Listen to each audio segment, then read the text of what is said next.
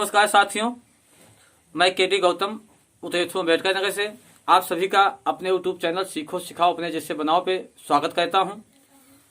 साथियों, आज हम आपसे बात करने वाले हैं बहुत ही इम्पोर्टेंट बिंदु पे, आपके सबके काम आने वाला है। और वीडियो लंबा हो जाए तो इसको बिना भगाए आप जो है पूरे ऑडियो को सुनेंगे तो ज्यादा अच्छा होगा। आज का बिंदु है सहाया, हेल्प। ये जो सहाया शब्द है, ये वास्तव में यदि केवल सहाया ही रहता है, ये आगे आपको सफल और कामयाब होने भी नहीं देता है। इसलिए सहाया का यदि हम सही, कोई हमें मदद करे, सहाया दे रहा है, उसमें हम सफल गए तो हम कामयाब हो गए। अगर उसी सहाया के लत में हम सहाय पे बैठ गए तो हम नाकामयाब लौट गए, बर्बाद हो गए। साथियों, इसी पे कुछ पॉइंट्स हैं। जब व्यक्ति यह सोचता है कि काश मुझे जीवन में ऐसा कोई मजबूत सहाया मिल जाए जिसकी मदद से मैं कामयाब हो सकूं, तो व्यक्ति यह खुद ही स्वीकार कर लेता है कि मैं बहुत कमजोर हूं। जब व्यक्ति बार बार यह सोचता है तो वह और कमजोर होता चला जाता है। हर असफलता के बाद वह यही सोचता है कि मुझे कोई अच्छा सहाया नहीं मिला, इसलिए मैं सफल नहीं हो पाया। फिर वह अपनी सफलता के लिए अकेले संघर्ष करने का प्रयास नहीं करता, बल्कि वह हर असफलता के बाद कोई दूसरा सहारा खोजने का प्रयास करता रहता है। यह प्रवृत्ति व्यक्ति को आत्मनिर्भर बनने से रोकती रहती है और आत्मनिर्भर बनने बिना कामयाबी मिल नहीं सकती। इसलिए जीवन में सहाय खोजने में ध्यान नहीं देना चाहिए, बल्कि खुद में ही जीवन की जंग को जीतने का साहस पैदा करना चाहिए। सहाया लेने में तो बहुत बड़ा जोखिम है। सहाया नहीं मिला तो परेशानी, सहाया गलत मिल गया तो उससे भी बड़ी परेशानी, और सहाया मिलकर बीच में छूट गया तो पूरी तरह बेसहाया होने की सबसे बड़ी परेशानी है।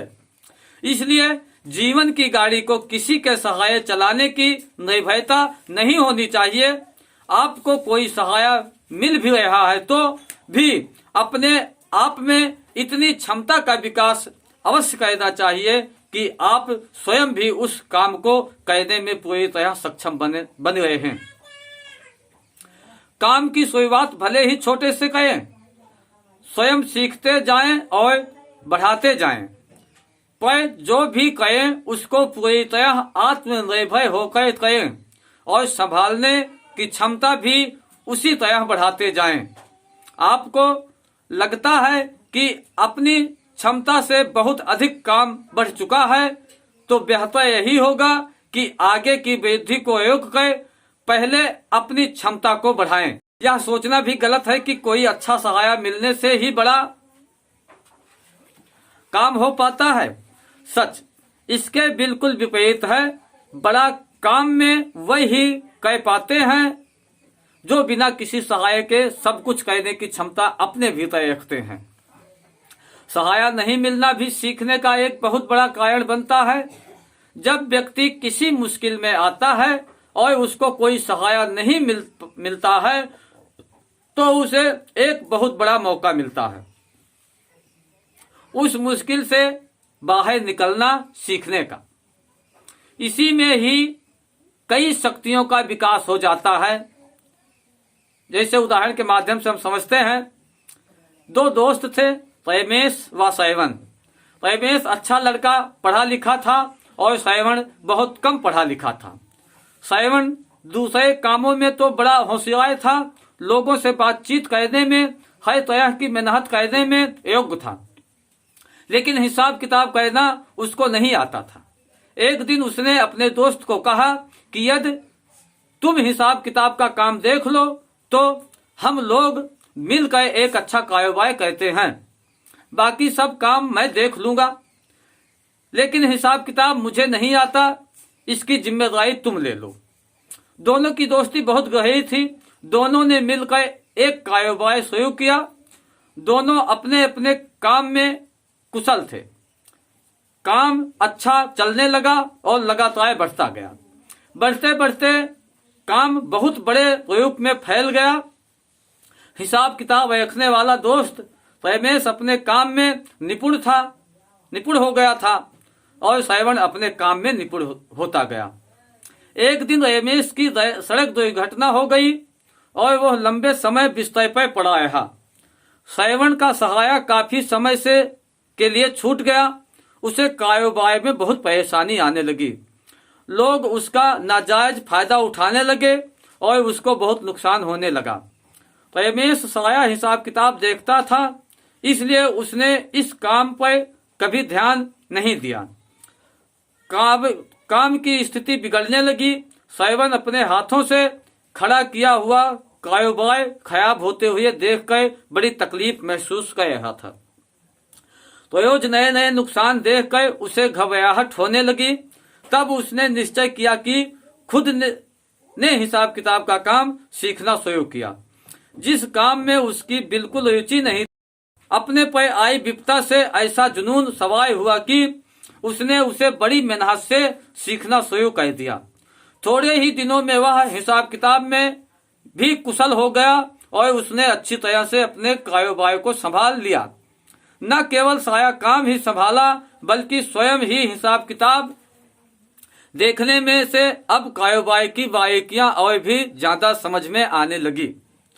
इससे उसने अपने काम को और भी अच्छा बढ़ा दिया। रमेश ने जब ठीक होकर पुनः काम पर आना शुरू किया तो देखा कि श्रवण में बहुत बड़ा परिवर्तन आ चुका है।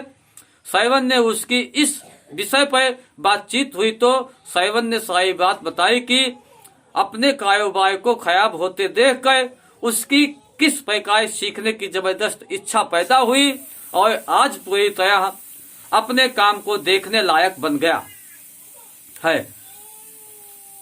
उसने रमेश को भी सलाह दी कि तुम भी हर तरह काम सीखो तो और भी अच्छी तरह से हम काम कर पाएंगे।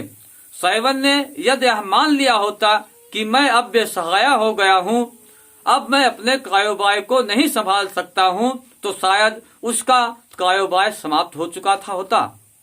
अक्सर व्यक्ति ऐसी गलती कर बैठता है। अपनी असफलता की वजह दूसरों को मानकर वह चुप बैठ जाता है। वह अपने आप को समझा लेता है कि कोई ठीक सहायता नहीं मिलने से मैं सफल नहीं हो पाया।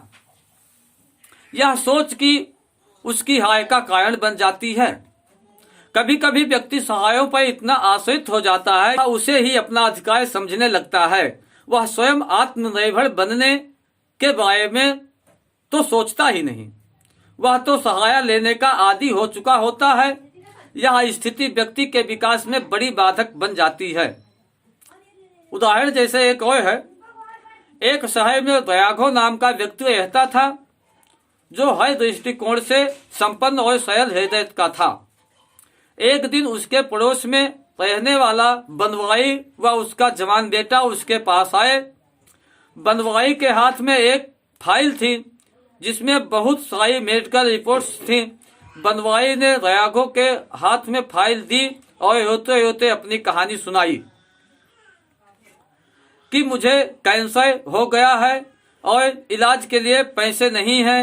यदि आप मेरी मदद कर दें तो मैं अपना इलाज करवा पाऊंगा। दयाघो को उस पर दया आ गई। उसने उसे आर्थिक मदद भी दी और ऐसे स्रोत भी बताए जहां पर कम पैसे में ही अपना इलाज करवा सके। बनवाई ने इलाज करवाया और कुछ दिनों में ठीक होकर आ गया।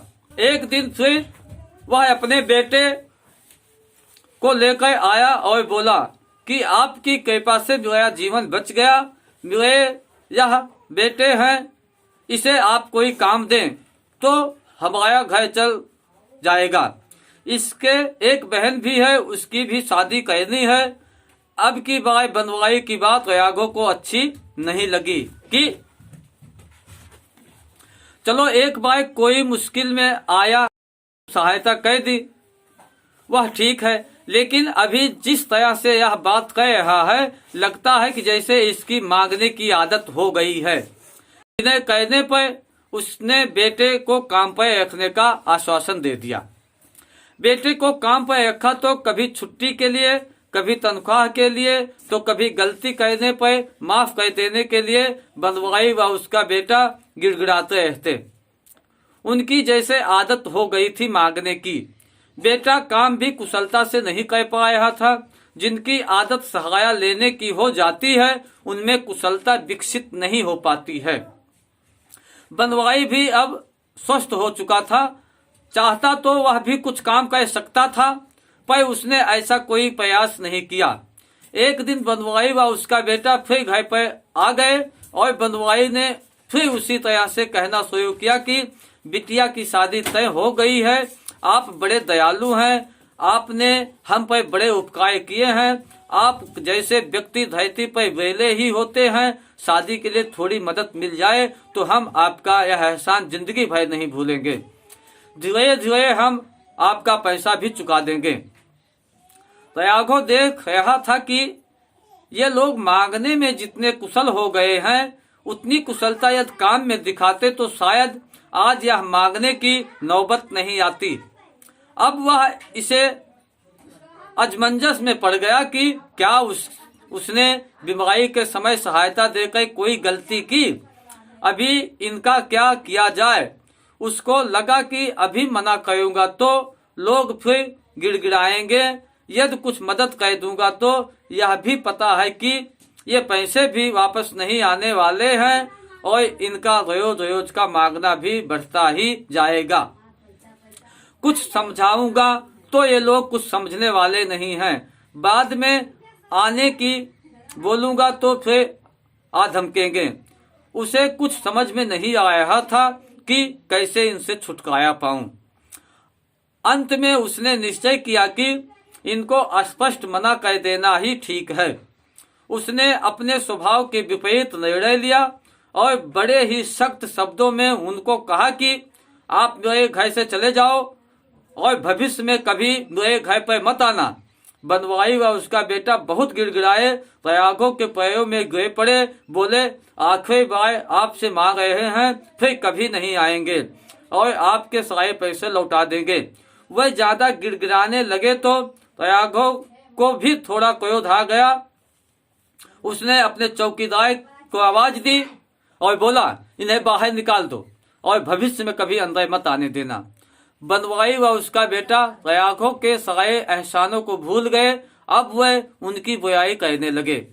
लोगों को कहने लगे कि यह आदमी को घमंड आ गया है। बेटा जो प्रयागों के यहाँ काम करता था अन्य कर्मचारियों को प्रयागों के खिलाफ भड़काने लगा। प्रयागों को जब पता लगा तो उसने उसे नौकरी से निकाल दिया। व्यक्ति सहायता लेने में इतना आश्रित हो जाता है और सहाय को अपना अधिकार समझने लगता है, खुद उससे खुद भी कुछ भी नहीं सीखता और खुद यह प्रयास नहीं करता कि मैं इस योग्य बनूं कि सहायता नहीं लेना पड़े, बल्कि सहायता लेने के उपाय खोजता रहता है, क्योंकि इसी में उसको स्वेच्छा नजर आती है। तो साथियों, यदि हमें स्वेच्छा चाहिए, अभी इस कहानी के माध्यम से हमने यही सीखा कि यदि हमें सहायता मिलता है तो हम सोचते हैं कि हम स्वेच्छित हो जाएंगे, लेकिन ऐसा नहीं है। सहायता से हम अपाहिज हो जाते हैं, विकलांग हो जाते हैं कि अपनी जिंदगी में कुछ आगे नहीं कर सकते हैं। इसलिए सहायता उतना ही लेना चाहिए जितना हमें आवश्यकता है और खुद हम जो है सहायता के काबिल बने। ऐसी भावना के साथ में जब हम जीवन जीते हैं तो हर जिंदगी के हर मोड़ में हम सफल और कामयाब नजर आते हैं। लेकिन यहीं पे जब हम सहायता लेने के आदी बन जाते हैं, जैसे हमने कहानी में सुना, उसके आदी बन जाते हैं तो जिंदगी में कुछ नहीं कर पाते हैं। तो साथियों, ऐसे ना हम किसी को सहायता दें और ना ऐसे सहायता बनने के पात्र बने, क्योंकि आत्मनिर्भर बनने के लिए स्वयं संघर्ष करना पड़ता है, स्वयं सब कुछ सीखना पड़ता है, स्वयं करना पड़ता है। जैसे कि इसी कहानी में आपने सुना, रमेश के एक्सीडेंट के बाद में वो नुकसान होने की वजह से नुकसान हो रहा था, तो स्वयं उसने सीखा, वो जज्बा पैदा किया, वो जुनून पैदा किया। और कोई काम ऐसा दुनिया में असंभव नहीं है। सभी काम संभव हैं, बशर्ते आपके जुनून, आपके उत्साह, आपके विश्वास के ऊपर डिपेंड करता है कि आप इस काम को कर सकते हैं, आप इस काम में निपुण हो जाएंगे, आप इसमें कामयाब हो जाएंगे। ये आपके अंदर उत्साह हो जाएगा जब, तो अपने आप जिंदगी जो है सफलता की तरफ जाएगी। तो साथियों, आप लोगों ने मुझे यहाँ तक सुना, उसके लिए आपको बहुत बहुत धन्यवाद। और ये ऑडियो आपको अच्छा लगा है तो इसको लाइक, कमेंट, सब्सक्राइब करना ना भूलें। साथियों, शेयर भी कीजिए अपने दोस्तों में, जिससे और लोगों को इस कहानी के माध्यम से उनके भी जिंदगी में बदलाव आए। क्योंकि आज कहीं न कहीं सभी लोग ऐसी भयानक जिंदगी में जी रहे हैं कि वो सहारा बने पड़े हुए हैं, किसी के आश्रित हैं। तो आश्रित न होने के बजाय खुद के ऊपर सेल्फ डिपेंड बने, सेल्फ जो है अपने काम में गर्व महसूस करें। और उसके लिए आपको जो है आत्मनिर्भर बनाने के लिए नेटवर्क मार्केटिंग डायरेक्ट सेलिंग ही एक ऐसा प्लेटफॉर्म है जहां से आप अपने जिंदगी के वो सपने पूरे कर सकते हो जो आज तक आपके पीढ़ियों में किसी ने नहीं किया होगा। तो साथियों, और उसमें भी नेटवर्क मार्केटिंग डायरेक्ट सेलिंग में ICM बिजनेस इकलौता एक ऐसा बिजनेस है जहां आप अपने खर्चे के बाद में अपनी इनकम का स्रोत बना सकते हैं। क्योंकि दोस्तों, कमाई बंद हो सकती है, खर्चा कभी बंद नहीं होगा। और जो अपने खर्चे को कमाई में बदल लेगा उसकी कभी कमाई बंद नहीं होगी। तो जय हिंद, नमस्कार।